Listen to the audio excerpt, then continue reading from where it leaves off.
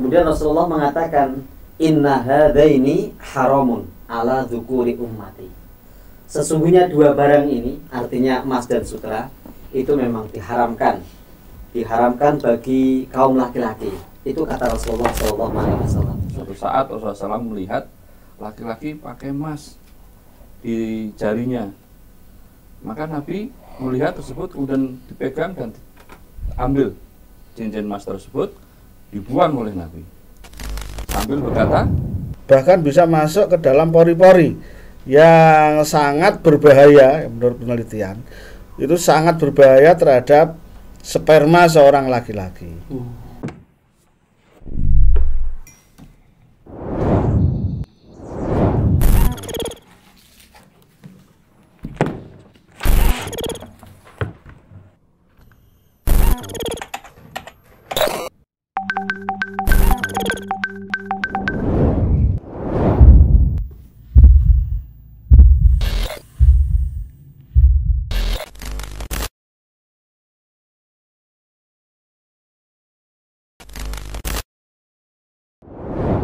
Assalamualaikum warahmatullahi wabarakatuh. Waalaikumsalam. Kembali lagi dalam forum El Kalam bersama Ustadz Wijayanto yang akan membahas permasalahan-permasalahan dan pertanyaan yang masuk dari para jamaah. Ada pertanyaan, salah satu pertanyaan yang kami sortir, yang kami kira ini juga pasti banyak ditanyakan oleh para kaum Adam tentunya. Nah, ini pertanyaan begini, Ustadz. Ustadz, mengapa laki-laki kok nggak boleh pakai sutra dan emas? Ya kan? Padahal sutra dan emas itu sudah jadi barang sehari-hari.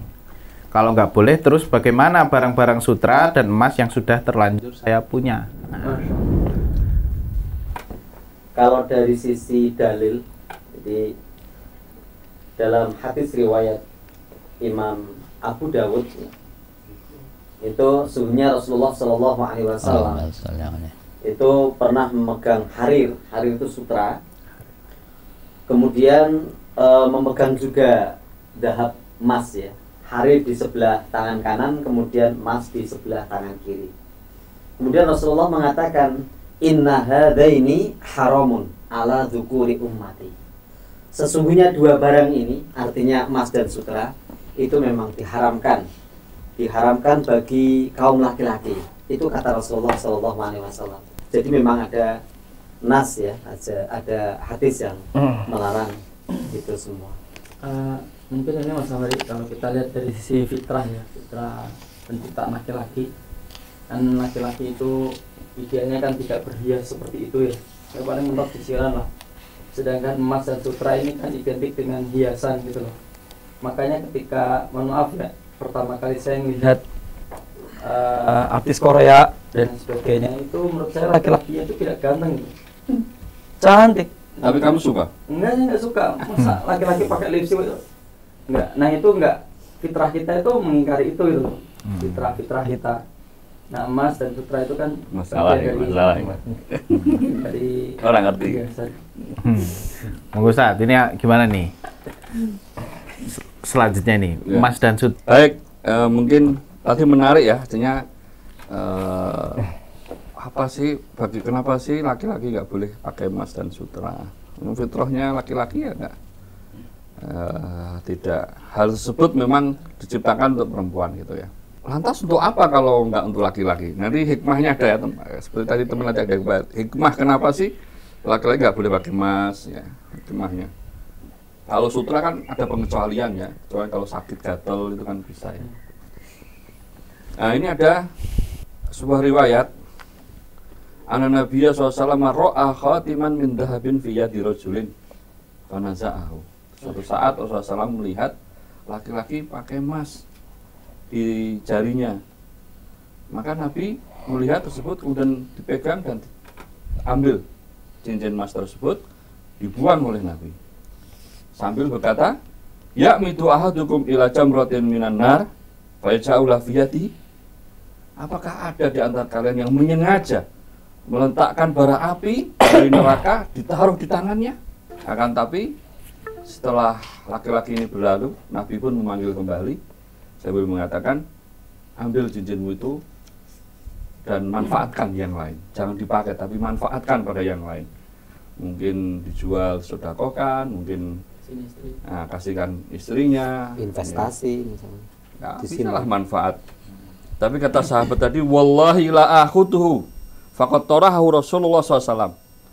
Kata sang laki-laki, sahabat tentunya ini lepas dari orang yang beriman ya. Demi Allah, ya Rasulullah, saya tidak akan mengambil sesuatu yang sudah dibuang oleh Nabi. Masya Allah, Masya Allah. Nah, ini pelajaran yang luar biasa. Allah. Kalau seandainya bukan perkara penting, Nabi tidak akan melakukan sekeras ini. Masya Allah. Kan itu kan? Sekeras ini. Tentunya syariat itu dibangun di atas maslahat. Perintah itu dibangun di atas maslahat. Larangan itu dibangun di atas mafsadat. Nah, nanti teman-teman mungkin yang ada bisa menyampaikan hikmah atau ijaz, Tangan di tas, ya, ijaz dari apa namanya larangan masalah. menggunakan emas dan sutra. Baik, tadi terkait pertanyaannya adalah mengapa, berarti kan alasan ya. Ya alasan. Kalau alasan tadi dalilnya sudah disebutkan oleh Ustadz Mujiono tadi. Adapun secara maslahat tadi sesuai yang disampaikan Ustadz Sigit itu disampaikan oleh Al-Imam Ibnu Qayyim Al-Jauziyah dalam kitab usul fikihnya yaitu I'lamul Muwaqqi'in. Beliau mengatakan tahrimuz zahabi wal hariri ala ar-rijali hurrima li saddi dzari'ati tasyabbuhi bin nisa. Jadi pada hakikatnya diharamkannya emas dan perak bagi laki-laki itu adalah untuk menutup pintu menyerupai laki-laki dengan perempuan. Dan tasyabuh bin nisa atau laki-laki menyerupai perempuan itu adalah sebuah perbuatan yang mendatangkan laknat di dalam beberapa hadis. Demikian. Bahkan Nabi dengan jelas mengatakan, "Makana yu'minu billahi wal yaumil akhir fala yalbis hariran wala dhahaban." Orang yang mengaku beriman kepada Allah dan hari akhir, maka sekali-kali jangan laki-laki itu menggunakan sutra dan emas. Bahkan dalam riwayat lain, "Man mata min ummati wa huwa yatahalla bidzahabi haramallahu alaihi libasahu fil jannah." Barang siapa orang yang mati dalam keadaan memakai atau berhias dengan emas, ya ini laki-laki tentunya ya, maka nanti dia tidak akan menggunakan emas di surga. Ya, ini beberapa riwayat untuk menguatkan tentang haramnya laki-laki menggunakan emas dan sutra. Di samping tadi ya yang telah disampaikan oleh Ustadz Sigit ya tentang laki-laki itu di dalam Islam memiliki peran yang penting ya, yang harus menunjukkan kekuatan, keperwiraan ya. Sedangkan berhias, bersolek itu adalah sifat dari wanita yang harus lemah lembut dan sebagainya. Di samping memang Islam menganjurkan agar umatnya tidak hidup bermewah-mewah, sudah banyak dikeluarkan jurnal-jurnal oleh ilmuwan-ilmuwan barat ya, bahwa atom emas, atom itu unsur terkecil dari sebuah partikel ya, sebuah benda ya. Atom emas itu sangat reaktif, sifatnya sangat reaktif, bisa masuk ke dalam tubuh kita melalui apa saja, bisa melalui partikelnya yang tersisa di tangan kita, melalui makanan, atau bahkan bisa masuk ke dalam pori-pori yang sangat berbahaya. Menurut penelitian itu sangat berbahaya terhadap sperma seorang laki-laki. Ya, maka dari ijaznya pelarangan emas ini salah satunya adalah itu. Kemudian kenapa bagi perempuan boleh? Karena perempuan memiliki daur yang rutin ya setiap bulannya, yaitu menstruasi. Itu yang bisa membersihkan sel telur bagi perempuan ya, atau apa itu Bang namanya? Sel telur atau apa namanya? Ovum. Ya. Bisa menyelamatkan ovum dari bahaya atom emas ini karena adanya daur menstruasi, rahim dibersihkan. Jadi ternyata di dalam pembersihan itu banyak sekali hikmahnya, termasuk adalah membersihkan partikel-partikel emas yang masuk ke dalam tubuhnya sehingga ovum tersebut masih bisa diselamatkan oleh daur menstruasi itu. Itu diantara hikmah dibalik haramnya seorang laki-laki di dalam menggunakan emas, ya, berbeda dengan seorang wanita. Sebenarnya di kitab Sahih Muslim ya, dengan syarahnya jilid 13. Ini panjang banget ya. Kurang lebih 50 halaman ini. Tentu tidak bisa kita sampaikan semuanya. Mengenai di antara hikmah ya.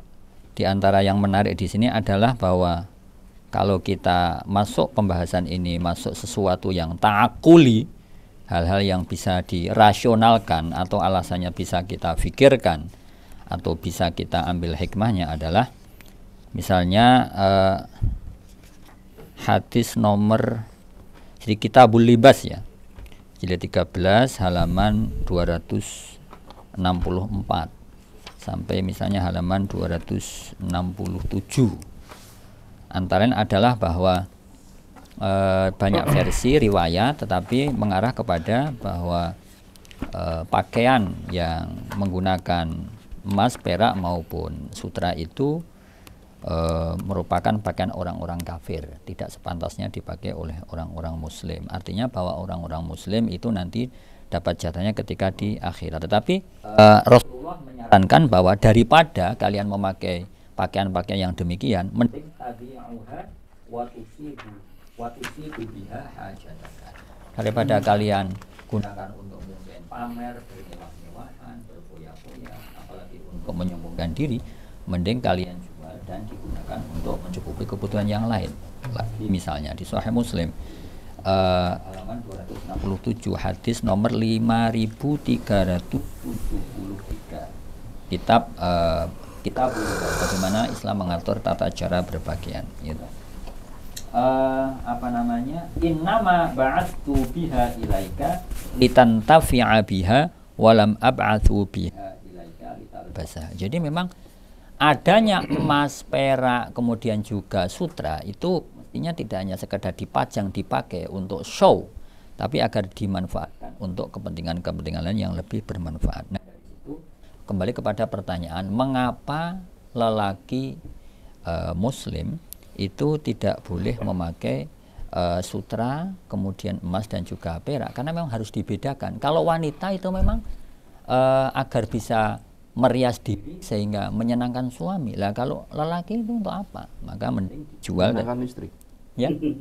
Oh iya, dan menyenangkan penjual emas dan sutra juga. Cuman kan maksud saya cuman maksud saya apa ya, kalau kita sesuai anjuran ini kan bahwa spiritnya adalah agar bisa dimanfaatkan untuk kebutuhan yang lebih primer atau lebih prioritas. Nah, jadi sekali lagi hikmahnya adalah agar orang itu tidak berlomba-lomba dalam berfoya-foya atau pamer, menyombongkan diri dan melupakan hal-hal yang lebih prioritas. Apalagi untuk konteks saat ini, di mana kita semua tahu masih banyak fakir miskin, orang yang membutuhkan. Kita berbicara hal-hal yang lebih prioritas, misalnya sekolah muslim yang mungkin rusak, bahkan juga ada yang tidak bisa menyekolahkan anaknya, memberikan pendidikan yang cukup di bidang keagamaan loh. Itu kan karena orang tidak bisa membangun masjid dengan baik dan seterusnya, dan ada kebutuhan-kebutuhan yang lebih primer dan lebih prioritas. Nah, sehingga spiritnya adalah jangan sampai orang karena berlomba-lomba untuk memakai perhiasan itu kemudian merupakan hal-hal yang primer. Jadi kata kuncinya tadi wa tusibuha hajataka, lebih digunakan untuk kebutuhan-kebutuhan yang lebih primer, dan juga innama ba'atsu biha ilaika litantafi'a biha, agar digunakan untuk hal-hal yang lebih bermanfaat, tidak hanya sekedar dipakai, dipajang. Ya orang hanya mungkin tadi ya senang melihat, oh keren, tapi dari senang itu mungkin boleh jadi orang malah justru dengki, iri, bahkan mengfitnah. Oh itu kan karena korupsi, oh itu kan mungkin karena dia mencuri, oh itu kan karena mungkin orang bakhil dan seterusnya, kan hal-hal yang negatif yang terjadi kan seperti itu. Wallahu taala alam. Sangat lengkap sekali dari segi dalil maupun dari segi tadi ijaz, dari segi ilmiah, secara saintifik itu juga sudah jelas. Semoga bisa menjawab Mas atau Mbak Mas Fatia Mas penanya dan juga penanya yang lainnya yang penasaran terkait dengan emas dan sutra ini. Baik, kita akan lanjut ke pertanyaan selanjutnya. Sutra. Ya. Kurang Gimana? lebih diserang BTS ya. Kayak ini bahaya ini. BTS. Bahaya ini. Yang bagian poin Kalau udah menyinggung pas Cikit tadi ngomong syarat itu dibangun di atas masalah kayak gitu, mungkin nanti di teks sedikit dipotong jadi konten sendiri. Ini live bro. Iya nanti kan Ya nanti usulnya. oh iya nanti ada lupa ya. Orang aku sih bagian dia diketok pas anu ora. Sosok tak blok ya. misal hakim yang diangkat sendiri itu tadi dijadikan konten. Sosok tak blok loh.